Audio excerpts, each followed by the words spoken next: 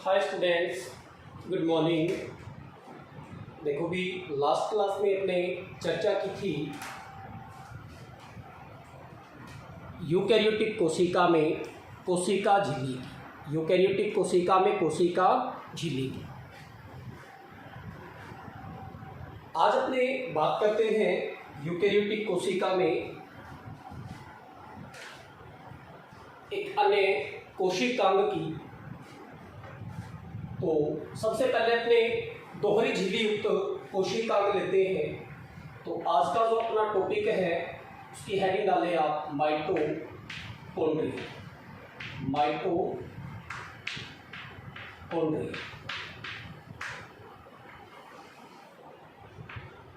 Mitochondria या इसको कहते हैं सूत्रकणिका।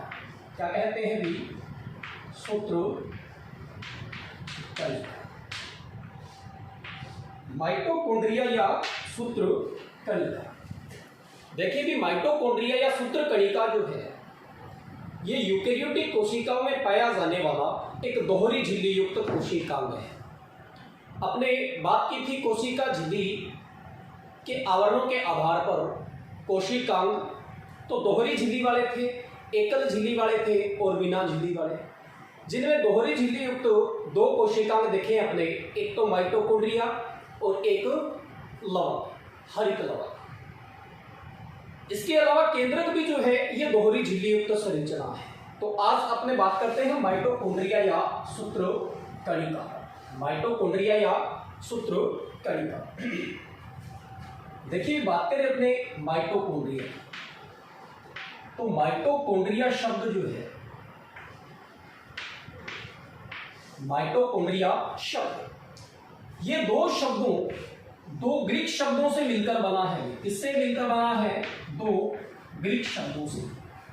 माइटोकॉन्ड्रिया शब्द दो ग्रीक शब्दों से मिलकर बना है। और वो ग्रीक शब्द कौन कौन से हैं भी? माइटोस और दूसरा कौन सा भी? कॉन्ड्रिया। Mitos plus कॉन्ड्रिया।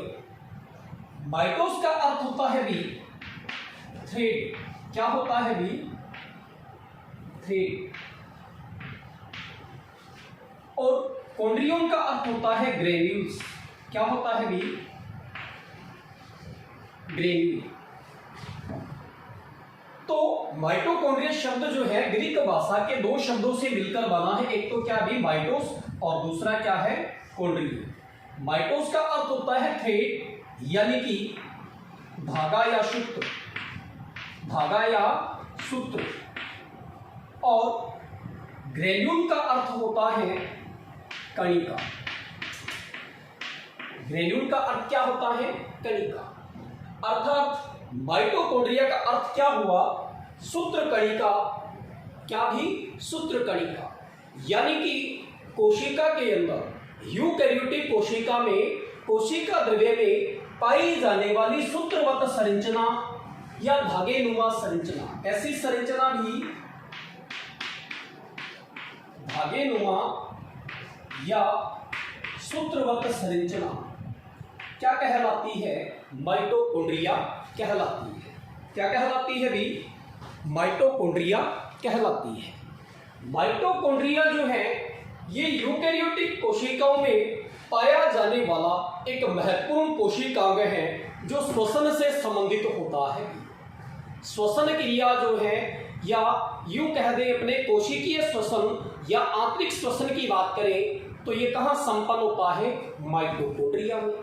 तो माइटोकॉन्ड्रिया में श्वसन की क्रिया के द्वारा, श्वसन की क्रिया के द्वारा एटीपी के रूप में ऊर्जा का उत्पादन होता है। इसीलिए माइटोकॉन्ड्रिया को पावर हाउस ऑफ सेल कहते हैं। क्या कहते हैं इसे? पावर हाउस ऑफ सेल कहते हैं। कोशिका का इसको शक्ति ग्रह कहा जाता है क्योंकि इसमें किसके रूप में भी? एटीपी के रूप में ऊर्जा का उत्पादन होता है। किसके रूप में? एटीपी के रूप में ऊर्जा उत्पादन होता है। इसीलिए माइटोकॉन्ड्रिया को क्या कहा जाता है भी? Power house of cell. क्या कहा जाता है? पावर हाउस ऑफ सेल कहा जाता है। तो ये है भी माइटोकॉन्ड्रिया के बारे में सामान्य। अब बात करते हैं अपने माइटोकॉन्ड्रिया के खोज से संबंधित। माइटोकॉन्ड्रिया की खोज से संबंधित बात करें या अपने माइटोकॉन्ड्रिया की हिस्ट्री की बात करें, इसकी बात करेगी माइटोकॉन्ड्रिया की हिस्ट्री की बात करें या इसकी डिस्कवरी की बात करें तो सबसे पहले सन 1880 में कोलिकर जो है इसने माइटोकॉन्ड्रिया जो है इसकी खोज की। माइटोकॉन्ड्रिया की खोज किसने की? कोलिकर ने की। यानी सबसे पहले इसको पृथक करने का काम किसने किया था? भी कोलिकर ने किया था। किसने किया था? कोलिकर। कोलिकर के बाद अपने बात करें तो वैज्ञानिक फ्लेमिंग। कौन भी? फ्लेमिंग जो है इसने, कोलिकर कोई नाम नहीं दे पाया अभी माइटोकॉन्ड्रिया, इसने खोज की थी, सबसे पहले इसको पृथक किया था। फ्लेमिंग ने माइटोकॉन्ड्रिया को नाम दे दिया क्या? भी फाइला। क्या नाम दे दिया? फाइला। तो खोज तो किसने की? कोलिकर ने। फ्लेमिंग ने इसको क्या कहा? फाइला कहा। इसके बाद एक अन्य वैज्ञानिक आए अल्टमान। कौन आए? भी अल्टमान। अल्टमान जो है इन्होंने माइटोकॉन्ड्रिया को नाम दिया कि बायोप्लास्ट। क्या नाम दिया? बायोप्लास्ट। क्या नाम दिया? बायोप्लास्ट। और इसके बाद सबसे अंत में एक वैज्ञानिक है भी सी बेंडा। कौन भी? सी बेंडा। सी बेंडा जो है इन्होंने माइटोकॉन्ड्रिया को, इन्होंने जो कोलिकर द्वारा खोजा गया कणिका के समान अंग था, संरचना थी, जिसको फ्लेमिंग ने फाइला कहा था, अल्टमान ने बायोप्लास्ट कहा था, उस संरचना को सी बेंडा ने क्या नाम दिया? भी माइटोकॉन्ड्रिया। क्या नाम दिया? माइटोकॉन्ड्रिया। यानी कणिका रूपी संरचना को माइटोकॉन्ड्रिया नाम देने का श्रेय किसे जाता है? सी बेंडा। तो हिस्ट्री में आपको ये बातें ध्यान में रखनी है कि सबसे पहले इसको पृथक्कृत किया या खोजने का काम जो है वो किसने किया? अभी कोलिकर ने किया। किसने किया? कोलिकर ने किया। फ्लेमिंग जो है इन्होंने इसको नाम क्या दिया? भी फाइला नाम दिया। क्या नाम दिया? फाइला नाम दिया। अल्टमान ने इसको क्या नाम दिया? बायोप्लास्ट। और इन संरचनाओं को, इन कणिका रूपी संरचनाओं को माइटोकॉन्ड्रिया जो वर्तमान में नाम है, ये नाम देने का श्रेय किसे जाता है? सी बेंडा। किसको जाता है? भी सी बेंडा। तो ये खोज से संबंधित बात है।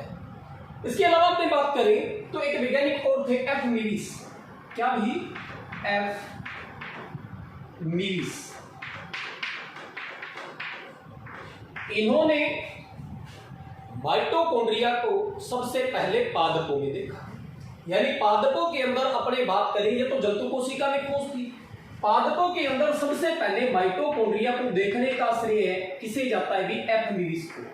इन्होंने क्या है? भी पादपों या प्लांट्स के अंदर, और प्लांट्स में भी किसमें? भी निम्फिया में। किसमें? भी निम्फिया पादप में। निम्फिया पादप में इन्होंने माइटोकॉन्ड्रिया की उपस्थिति देखी। किन्होंने? भी एफ मीरिस।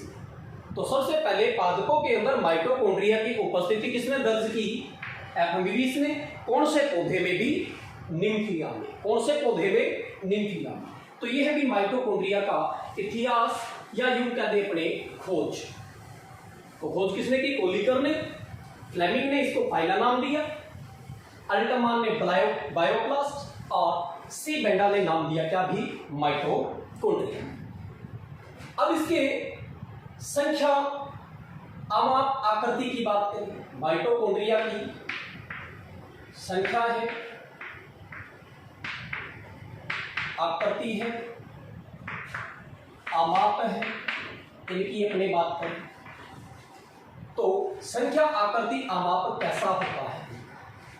देखिए भी आकृति में अपने बात करें तो माइटोकॉन्ड्रिया जो है ये एक ऐसी संरचना है, कणिका में धागे नुमा या सूत्रवत संरचना है। इसका व्यास जो होता है वो 0.05 म्यू से 0.1 म्यू होता है। 0. व्यास की बात करें अपने तो कितना होता है व्यास? 0.05 म्यू से 0.1 म्यू। और अपने इसकी लेंथ की बात करें, लंबाई की बात करें तो 5 माइक्रोन से 8 माइक्रोन या म्यू इसकी लंबाई होती है। ये इसका आमाप हो गया। अब मेन बात आती है संख्या की। इसकी बात आती है संख्या की। तो संख्या के संदर्भ में अपनी बात करें तो माइटोकॉन्ड्रिया जो है इसकी संख्या भिन्न भिन्न कोशिकाओं में भिन्न भिन्न हो सकती है। यानी संख्या में इसमें क्या पाया जाता है? काफी भिन्नता पाई जाती है। संख्या में काफी भिन्नता पाई जाती है। इसका मतलब क्या हुआ कि भिन्न भिन्न कोशिकाओं में इनकी संख्या क्या हो सकती है? भी भिन्न भिन्न हो सकती है। कारण क्या है कि जो उपापचयी रूप से अधिक सक्रिय कोशिकाएं हैं, उपापचयी रूप से अधिक सक्रिय कोशिकाएं हैं, उनमें माइटोकॉन्ड्रिया की संख्या भी क्या होगी? ज्यादा होगी। कारण क्या कि उपापचयी रूप से सक्रिय कोशिकाएं जो हैं उनको विभिन्न कार्यों को अंजाम देने के लिए एनर्जी की आवश्यकता होगी, ऊर्जा की आवश्यकता होगी, और इस ऊर्जा की आवश्यकता की पूर्ति कौन करेगा? माइटोकॉन्ड्रिया। तो जिन कोशिकाओं में उपापचयी क्रियाएं जो हैं वो अधिक चलती है, कहने का मतलब ये है कि वे कोशिकाएं जो उपापचयी रूप से अधिक सक्रिय होती है उनमें माइटोकॉन्ड्रिया संख्या में क्या होती है? ज्यादा होती है। बात करें कुछ तथ्यों की तो माइटोकॉन्ड्रिया जो है इसकी संख्या सामान्यतः, क्या बात करें अपने?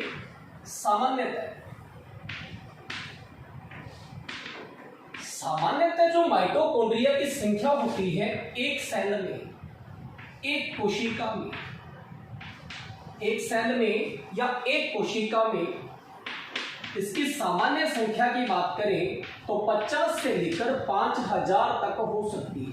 कितनी हो सकती है भी? 50 से लेकर 5000। सामान्यतः एक कोशिका में इनकी संख्या 50 से लेकर 5000 तक हो सकती है। यानी मिनिमम बात करें तो 50 तक और मैक्सिमम बात करें अपने तो 5000 तक हो सकती है। लेकिन कुछ सवालों के अंदर, कुछ सवाल या अपने बात करें एलगी की, क्या भी सवाल या एलगी या सवाल जो है इनमें एग्जाम्पल है एक माइक्रोस्टेरियाज। ये एक सवाल है। इसके अंदर माइटोकॉन्ड्रिया की संख्या जो होती है वो क्या होती है? भी एक होती है। क्या होती है? एक। सवाल जो कौन सा है? भी माइक्रोस्टेरिया जो है उसमें माइटोकॉन्ड्रिया की संख्या एक ही होती है। लेकिन कुछ जीवों में, जैसे अपने बात करें अमीबा की या चेओस की, अमीबा या चेओस, ये ऐसे एक कोशिकीय जीव हैं जिनके अंदर एक ही कोशिका में माइटोकॉन्ड्रिया की संख्या 5 लाख तक होती है।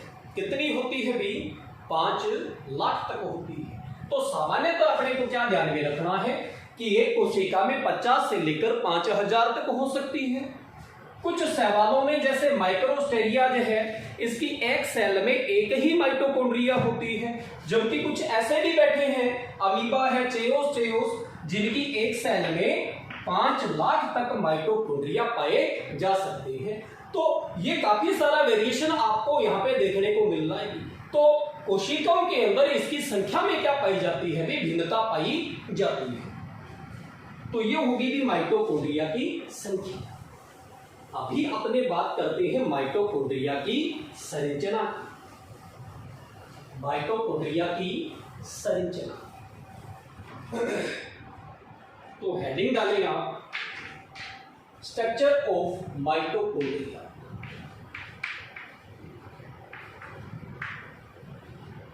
Structure of mitochondria. माइटोकॉन्ड्रिया की संरचना। देखिए भी संरचना में अपने बात करें तो माइटोकॉन्ड्रिया एक दोहरी झिल्ली युक्त कोशिकांग है। कैसा कोशिकांग है भी? एक दोहरी झिल्ली युक्त कोशिकांग है। संरचना की अपने बात करें तो माइटोकॉन्ड्रिया एक दोहरी झिल्ली युक्त कोशिकांग है। इसकी स्ट्रक्चर बना रहे हैं।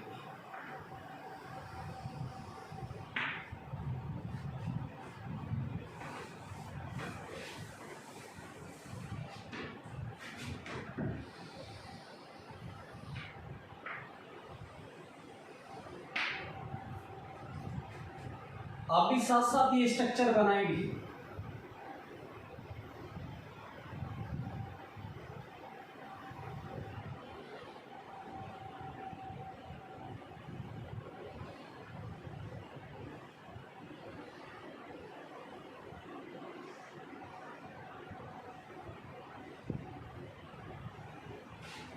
ये एक माइटोकॉन्ड्रिया की संरचना बना रहे हैं।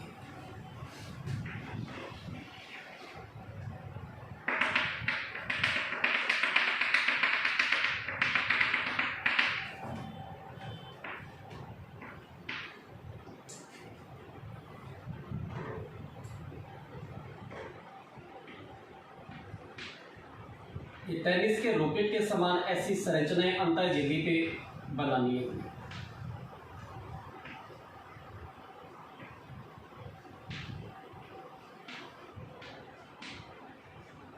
इतनी भी बनाई है, पूरी भी होती है।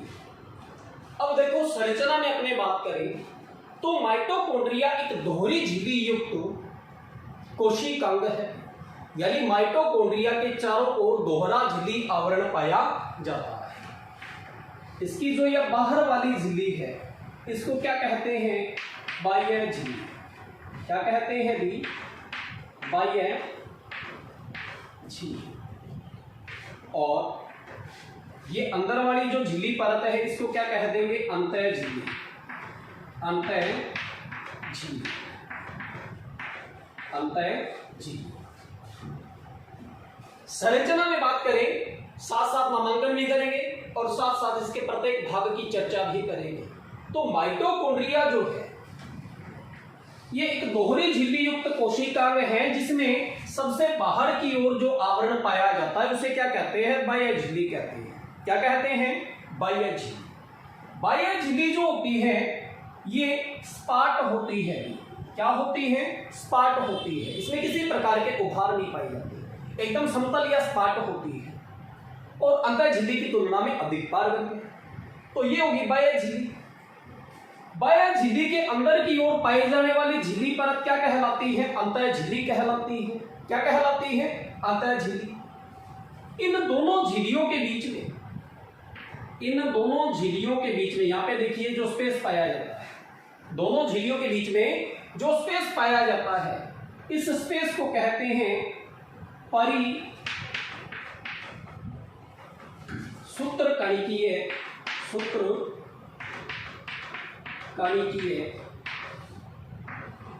अवकाश। क्या कहते हैं? परिसूत्रकणिकीय अवकाश। दोनों झिल्लियों के बीच में यानी बाह्य झिल्ली और अंतर झिल्ली के बीच में लगभग 100 एंगस्ट्रोम, कितना भी 100 एंगस्ट्रोम चौड़ा स्पेस पाया जाता है जिसे परिसूत्रकणिकीय अवकाश या इसे क्या कहते हैं? पेरी माइटोकॉन्ड्रियल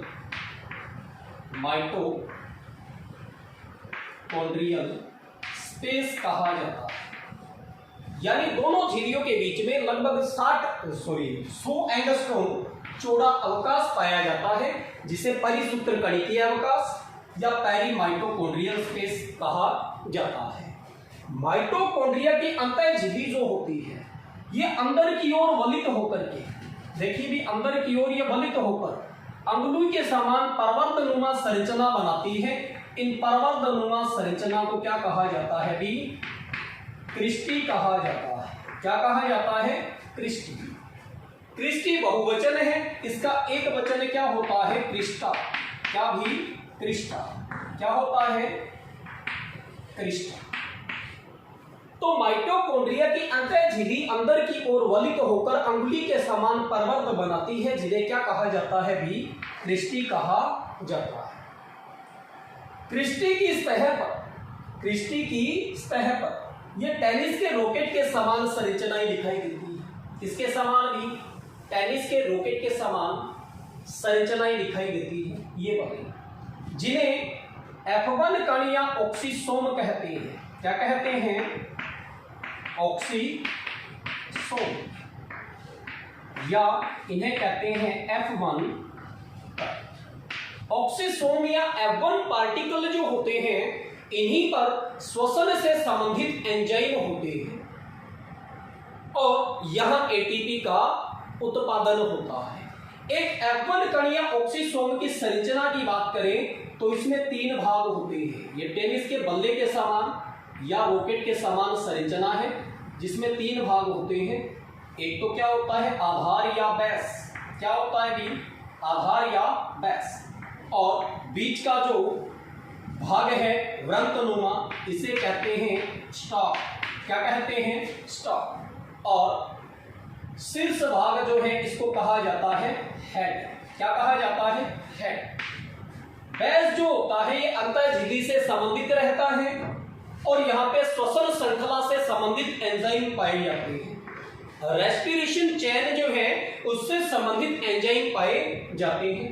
स्टॉक जो है ये बेस और हेड को जोड़ने का काम करता है और हेड जो होता है यहाँ पे एटीपी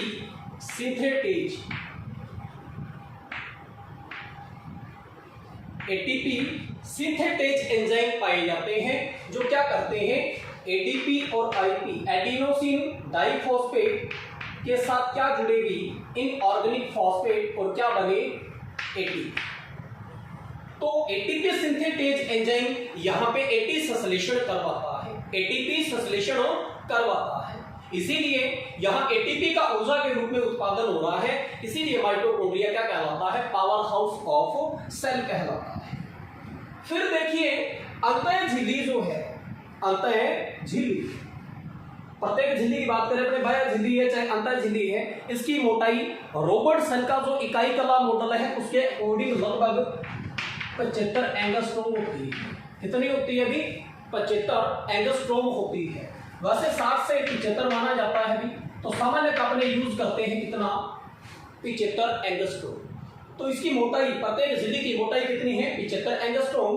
और अंतः झिल्ली और बाह्य झिल्ली के बीच में 100 एंगस्ट्रॉम चौड़ा अवकाश पाया जाता है। अंतः झिल्ली पर ये जो टेनिस के बल्ले के समान संरचनाएं हैं, जिन्हें क्या कहते हैं? ऑक्सीसोम या F1 कण कहते हैं। क्या कहते हैं? ऑक्सीसोम या F1 कण कहते हैं, जिन पे एटीपी का संश्लेषण होता है। ऑक्सीसोम या F1 कण जो होते हैं, इनका आकार भी 75 से लेकर के 100 एंगस्ट्रॉम होता है। कितना होता है भी? 75 से 100 एंगस्ट्रॉम। और इनके बीच की दूरी लगभग 100 एंगस्ट्रॉम होती है, यानी इनके बीच की जो दूरी है ये भी कितनी होती है भी? 100 एंगस्ट्रॉम होती है। माइटोकॉन्ड्रिया जो है इसकी बाह्य झिल्ली और अंतः झिल्ली की बात हो चुकी है। अंतः झिल्ली से घिरा हुआ जो ये आधारी पदार्थ है, इसको कहा जाता है भी आधात्री या मैट्रिक्स। क्या कहा जाता है भी? आधात्री, या इसे क्या कहा जाता है? मैट्रिक्स कहा जाता है। क्या कहा जाता है? आधात्री या मैट्रिक्स। ये आधात्री या मैट्रिक्स जो है इसके अंदर विभिन्न प्रकार के पदार्थ हैं और श्वसन से संबंधित एंजाइम जो है वो पाए जाते हैं।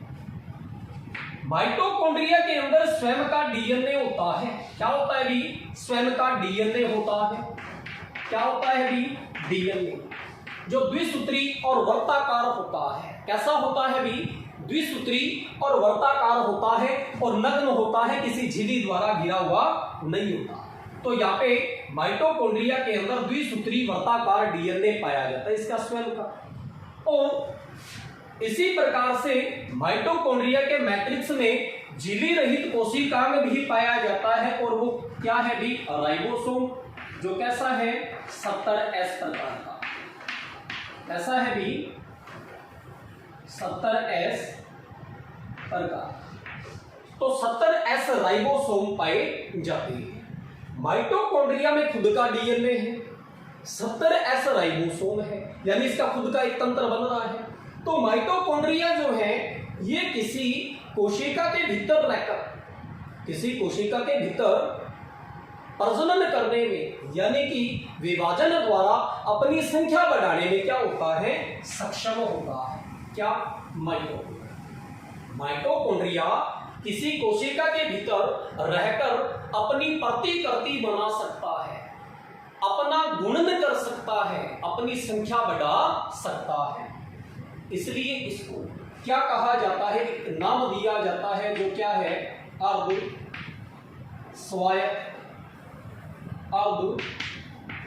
स्वायत्त शासी कोशिका। क्या कहा जाता है?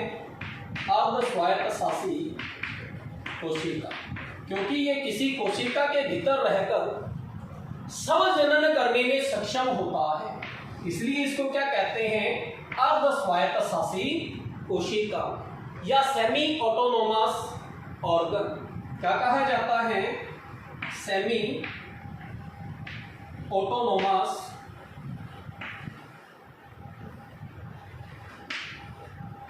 ऑर्गन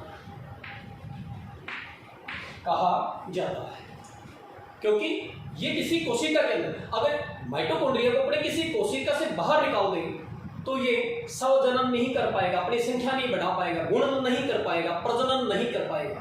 लेकिन किसी कोशिका के भीतर रहकर, क्योंकि इसका खुद का डीएनए है और खुद का राइबोसोम है, तो इनके द्वारा वो अपनी संख्या बढ़ा सकता है, गुणन कर सकता है किसी कोशिका के भीतर रहकर। अगर ये स्वतंत्र रूप से कर पाता तो इसको अपने क्या कहते हैं, पूर्ण स्वायत्त शासी कोशिका, ऑटोनोमस सेल ऑर्गन कहते हैं इसको। लेकिन ये क्या है, किसी कोशिका से बाहर स्वतंत्र रूप से प्रतिकृति करने में सक्षम नहीं है, इसीलिए अपने इसको क्या कहते हैं, अर्ध स्वायत्त शासी कोशिकांग या सेमी ऑटोनोमस ऑर्गन कहते हैं। फिर देखो कि जो माइटोकॉन्ड्रिया है, माइटोकॉन्ड्रिया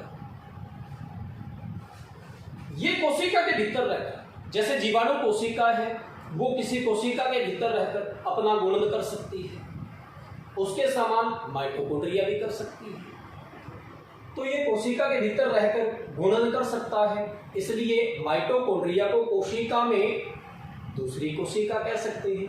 या देखें इसमें जीवाणुओं के समान या प्रोकैरियोटिक कोशिका के समान स्वयं का द्विसूत्री डीएनए है जो वर्ताकार है, 70S राइबोसोम है जो प्रोकैरियोटिक कोशिका में पाया जाता है। तो इसकी संरचना प्रोकैरियोटिक कोशिका के जैसी है, इसलिए यूकैरियोटिक कोशिका में इसको दूसरी प्रोकैरियोटिक कोशिका के नाम से भी जाना जाता है। माइटोकॉन्ड्रिया को यूकैरियोटिक कोशिका में दूसरी प्रोकैरियोटिक कोशिका के नाम से भी जाना जाता है। तो ये है भी माइटोकॉन्ड्रिया की संरचना, माइटोकॉन्ड्रिया की संरचना। तो इसके कुछ विशिष्ट नाम है, ये ध्यान में रख लेंगे। अब देखो माइटोकॉन्ड्रिया के कार्य की बात है, माइटोकॉन्ड्रिया के कार्य की बात है। तो कार्य क्या होते हैं माइटोकॉन्ड्रिया? कार्य सबसे पहला कार्य तो ये है कि माइटोकॉन्ड्रिया जो है इसके अंदर किसका निर्माण होता है, एटीपी के रूप में, एटीपी के रूप में ऊर्जा का निर्माण होता है, ऊर्जा का निर्माण होता है। इसलिए माइटोकॉन्ड्रिया जो है इसको कोशिका का शक्ति ग्रह कहा जाता है। क्या कहा जाता है? कोशिका का शक्ति ग्रह कहा जाता है, क्योंकि इसमें एटीपी के रूप में ऊर्जा का उत्पादन होता है। इसके अलावा अपने बात करें शुक्राणु, एक शुक्राणु जो होता है,